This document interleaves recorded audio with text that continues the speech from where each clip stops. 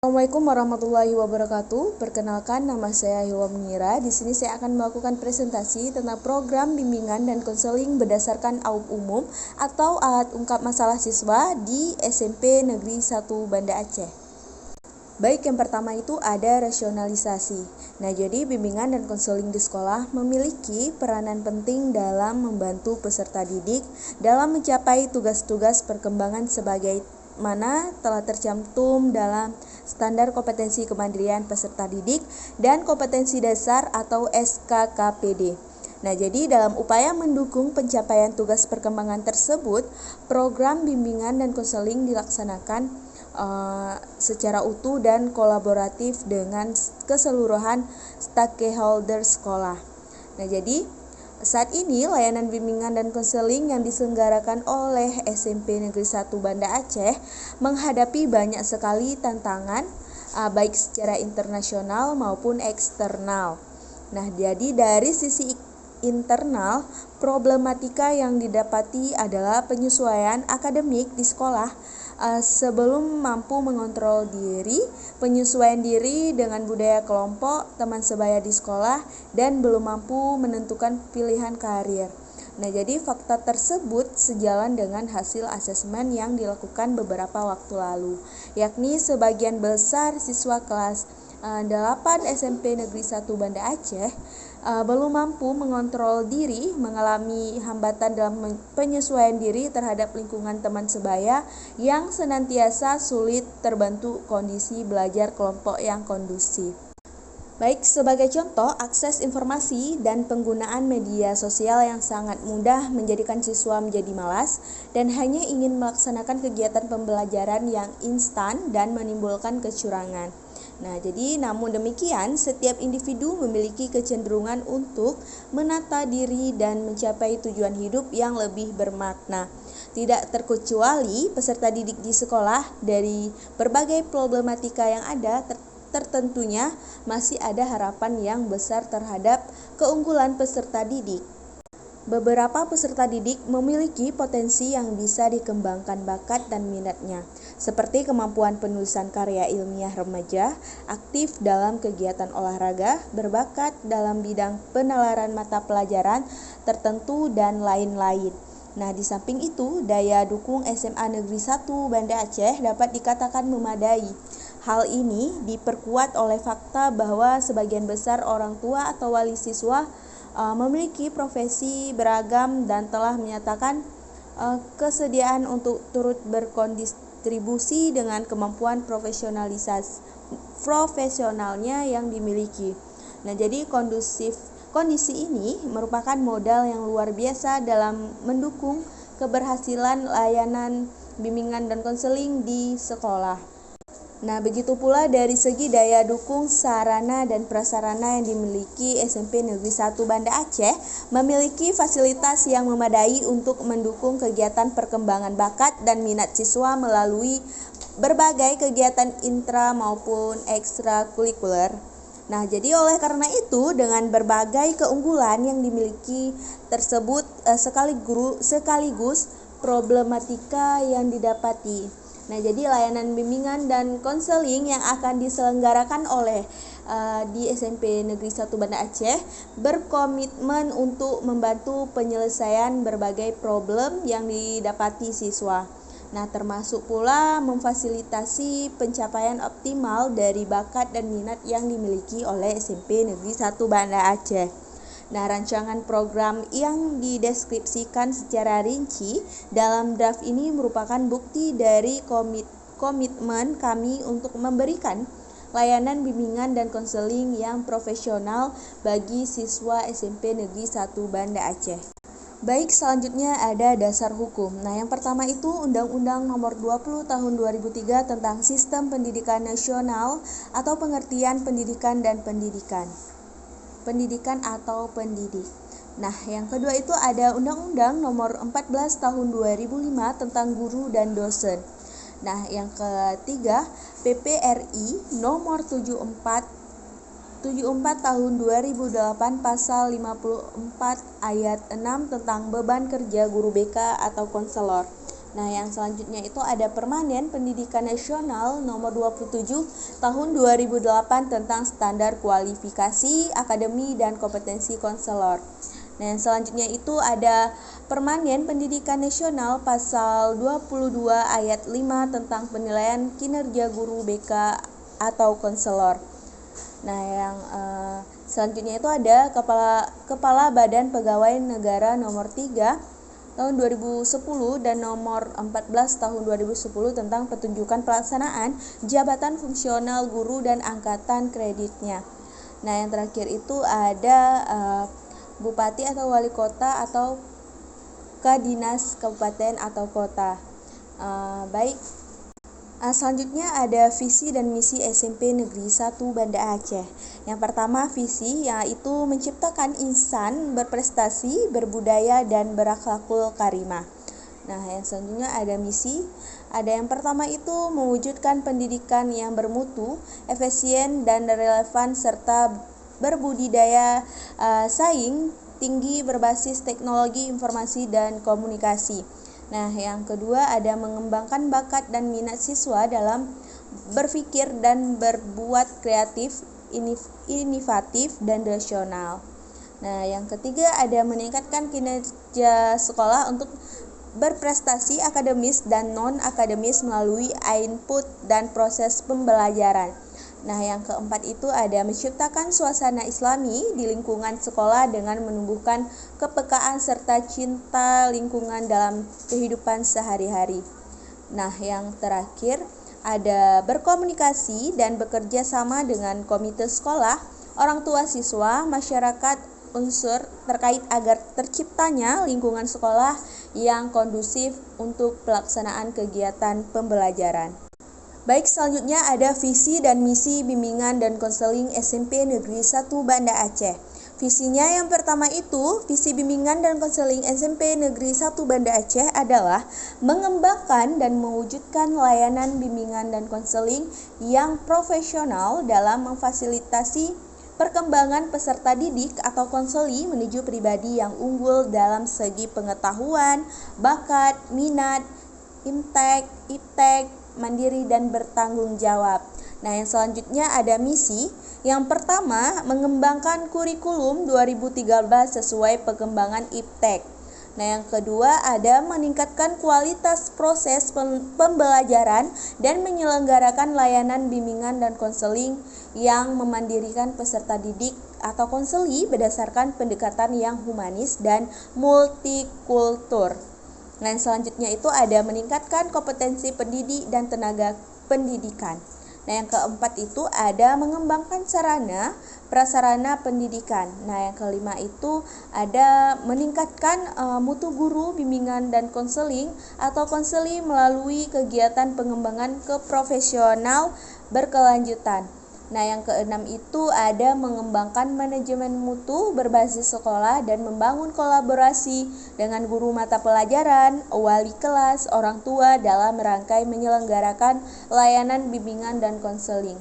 Nah, yang ketujuh itu memberdayakan potensi sekolah dan lingkungan dalam upaya pengembangan income sekolah. Nah, yang terakhir itu ada mengembangkan sistem penilaian yang valid dan reliable. Baik, next selanjutnya itu ada profil kelas dari analisis AUM. Nah, di sini ada terdapat 8 kolom. Yang pertama itu ada nomor item, butir pernyataan instrumen AUM umum, peserta didik atau konseli, jumlah responden, prosentase, prioritas, waktu layanan atau bulan, bidang layanan. Nah, jadi di bidang layanan ini terdapat 4. Yang pertama itu pribadi, sosial, belajar, dan karir.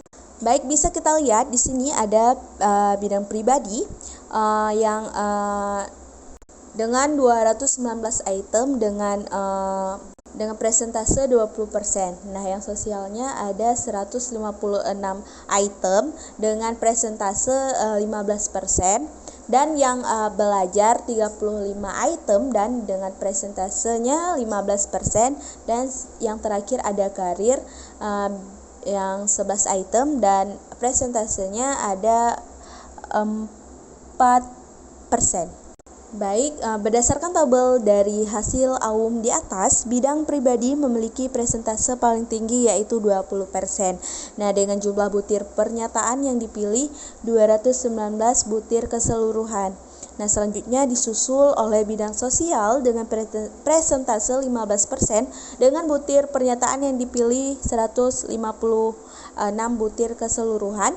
Bidang belajar dengan presentase 15% dengan butir pernyataan yang dipilih 35 butir keseluruhan, dan yang paling rendah adalah bidang karir dengan presentase 14% dengan butir pernyataan yang dipilih 11 butir keseluruhan. Nah, selanjutnya pada profil kelas terdapat beberapa kategori prioritas item, yaitu kategori prioritas tinggi sebanyak 35 item. Sedangkan 35 item yang rendah, baik yang terendahnya itu ada 81 item tidak masuk program, 8 item, dan kategori segera 8 item. Nah, jadi kategori prioritas paling banyak yaitu kategori sedang dengan 85 item, dan yang paling sedikit yaitu tidak masuk program. Pada profil konseli siswa kelas 8 SMP Negeri 1 Banda Aceh, Nadia Alaya merupakan siswa yang memiliki masalah yang paling tinggi dengan presentase 77% dengan jumlah masalah 120 yang terbagi pada 4 bidang layanan, yaitu bidang pribadi 45 masalah, sosial 61 masalah, belajar 9 masalah, dan karir 5 masalah. Sedangkan siswa yang paling rendah adalah Ataya Dura dengan presentase 5% dengan jumlah masalah 4 pada bidang pribadi 4 masalah, pada bidang sosial tidak memiliki masalah, belajar tidak memiliki masalah, dan karir juga tidak memiliki masalah.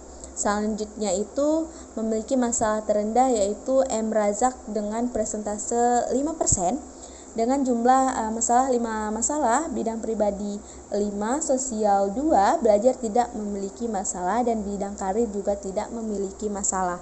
Baik, selanjutnya itu deskriptif perumusan kebutuhan, terdapat 8 kolom. Yang pertama itu bidang layanan, kelompok masalah, butir penyataan instrumen AUM umum, deskripsi kebutuhan, tujuan, topik atau tema materi layanan, submateri layanan, dan yang terakhir alokasi waktu.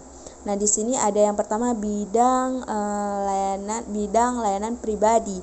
Nah, dengan kelompok masalah jasmani dan kesehatan. Nah, jadi butir pernyataan instrumen AUM umumnya, badan terlalu kurus atau terlalu gemuk. Jadi selanjutnya itu deskripsi kebutuhan, menerima kondisi fisik dengan apa adanya, dan tujuannya itu peserta didik belajar mensyukuri bentuk kondisi fisik yang ada pada dirinya. Topik atau tema materi layanannya, jangan insecure, mari bersyukur. Nah, submateri layanannya itu yang pertama apa itu insecure dan bagaimana mengatasinya. 5 hal yang harus diingat setiap kali merasa insecure. Dan yang terakhir ada alokasi waktu 2 jam pelajaran. Selanjutnya ada pada bidang sosial. Yang pertama itu hubungan sosial. Nah, yang pertama itu kawan-kawan tidak boleh datang ke rumah. Baik, yang butir pernyataannya itu meningkatkan komunikasi sesama anggota keluarga. Nah, deskripsi kebutuhannya itu peserta didik lebih meningkatkan komunikasi terhadap sesama anggota keluarga, dan yang tujuannya itu perlunya public speaking di era milenial. Dan topik tema manfaat public speaking dan cara mempelajarinya, dan alokasi waktu 2 jam pelajaran. Baik, yang selanjutnya ada bidang belajar. Yang pertama itu pendidikan pelajaran, dan yang seterusnya itu tidak menyukai sekolah tempat belajar sekarang, dan butir pernyataannya itu memberi informasi positif tentang sekolah. Deskripsi kebutuhannya itu peserta didik dapat menerima keadaan sekolah saat ini, dan tujuannya itu perlu memberikan informasi. Dan yang topik atau tema Yang pertama itu mengapa perlu memberikan informasi, yang kedua itu apa tujuan memberikan informasi, dan yang terakhir itu alokasi waktu 2 jam pelajaran. Baik, yang terakhir itu ada bidang karir. Yang pertama itu karir, dan yang selanjutnya itu cemas akan dipaksa bekerja untuk memperoleh penghasilan uang, dan definisi kebutuhannya itu kemampuan berpikir positif, dan tujuannya itu tujuannya peserta didik dapat menerapkan sikap berpikir positif terhadap sesuatu ke depannya. Dan topik atau temanya itu penting berpikir positif, dan submateri layanannya itu yang pertama bagaimana berpikir yang benar, yang kedua maksud dari berpikir yang positif. Alokasi waktunya 2 jam pelajaran. Baik, yang selanjutnya itu ada rumusan tujuan. Nah, jadi rumusan tujuan dibuat berdasarkan hasil asesmen yang dilakukan atau hasil deskripsi kebutuhan peserta didik atau konseli. Nah, rumusan tujuan akan dicapai dan disusun dalam bentuk perilaku yang harus dikuasai peserta didik atau konseli setelah memperoleh layanan bimbingan dan konseling. Baik, selanjutnya itu ada komponen program. Nah, jadi komponen program bimbingan dan konseling yang akan dilaksanakan di SMP Negeri 1 Banda Aceh terdiri dalam layanan dasar, layanan peminatan dan perencanaan individual. Nah, jadi layanan responsif serta dukungan sistem. 1. Layanan dasar. Layanan dasar adalah proses pemberian bantuan kepada semua peserta didik atau konseli yang berkaitan dengan pengembangan sikap, pengetahuan dan keterampilan dalam bidang pribadi, sosial, belajar, dan karir. Nah, jadi sebagai penjawatan tugas-tugas perkembangan dan diorganisasikan berkenaan dengan pengetahuan tentang diri dan orang lain, perkembangan belajar, serta aktivitas yang langsung diberikan kepada peserta didik atau konseli adalah bimbingan kelompok, bimbingan klasikal, dan bimbingan lintas kelas. Nah, jadi aktivitas yang dilaksanakan melalui media adalah papan bimbingan, leaflet, dan media inovatif bimbingan dan konseling bagi guru kelas yang menjalankan fungsi sebagai guru bimbingan dan konseling. Baik, selanjutnya itu ada pengembangan tema atau topik. Tema atau topik merupakan rincian lanjut dari identifikasi deskripsi kebutuhan peserta didik atau konseli dalam aspek perkembangan pribadi, sosial, belajar, dan karir yang akan dituangkan dalam RPLBK atau rencana pelaksanaan bimbingan dan konseling. Adapun pengembangan topik tema atau topik dipaparkan sebagai bisa terlihat di tabel terdapat 5 kolom. Yang pertama itu bidang layanan, tujuan, tema topik, submateri layanan, dan alokasi waktu. Di bidang layanan terdapat bidang pribadi. Nah, tujuannya itu adalah peserta didik belajar mensyukuri bentuk kondisi fisik yang ada pada diri, dan topik atau temanya jangan insecure, mari bersyukur. Submateri layanannya itu yang pertama apa itu insecure dan bagaimana mengatasi, 5 hal yang harus diingat setiap kali merasa insecure, dan alokasi waktunya itu 2 jam mata pelajaran. Baik, selanjutnya ada bidang sosial. Nah, yang bidang lainnya itu peserta didik lebih mendekatkan komunikasi terhadap sesama. Bidang lainnya itu bidang sosial, dan tujuannya itu peserta didik lebih meningkatkan komunikasi terhadap sesama anggota keluarga. Tema atau topiknya itu adalah perlunya public speaking di era milenial, dan submaterinya itu adalah manfaat public speaking dan cara mempelajarinya bagi pemula, dan alokasi waktunya 2 jam mata pelajaran. Baik, selanjutnya ada bidang layanan bidang belajar. Nah, jadi yang tujuannya itu peserta didik dapat memahami pelajaran dengan baik. Tema atau topiknya itu cara mengajarkan teknik baru. Submaterinya itu yang pertama mengetahui tekniknya, yang kedua bagaimana menggunakan teknik yang benar, dan alokasi waktunya 2 jam pelajaran. Dan yang bidang terakhir ada bidang karir. Nah, tujuannya itu adalah peserta didik dapat menerapkan sikap berpikir positif terhadap sesuatu ke depannya, dan tema atau topiknya itu pentingnya berpikir positif, dan submaterinya itu bagaimana berpikir yang benar, maksud dari berpikir yang positif. Alokasi waktunya itu 2 jam pelajaran. Baik, selanjutnya itu ada evaluasi, pelaporan, dan tindak lanjut. Yang pertama ada evaluasi. Evaluasi adalah langkah penting dalam manajemen pelayanan bimbingan dan konseling atau BK. Evaluasi secara umum ditunjukkan untuk mengetahui tingkat keterlaksanaan kegiatan dan ketercapaian program yang telah ditetapkan. Dalam evaluasi program bimbingan dan konseling terdapat dua jenis evaluasi, yaitu evaluasi proses dan evaluasi hasil. Yang kedua ada pelaporan. Pelaporan adalah langkah lanjutan setelah evaluasi. Nah, isi dalam pelaporan lebih bersifat mendeskripsikan dan memberikan uraian analisis terhadap hasil-hasil yang telah dicapai dalam kegiatan evaluasi sebelumnya. Pelaporan pada hakikatnya merupakan kegiatan menyusun dan mendeskripsikan seluruh hasil yang telah dicapai dalam evaluasi proses maupun hasil dalam format. Yang terakhir ada tindak lanjut. Nah, tindak lanjut ini dalam kegiatan evaluasi merupakan kegiatan yang dilakukan untuk menindaklanjuti hasil pelaksanaan pelayanan bimbingan dan konseling. Baik, yang selanjutnya ada sarana dan prasarana.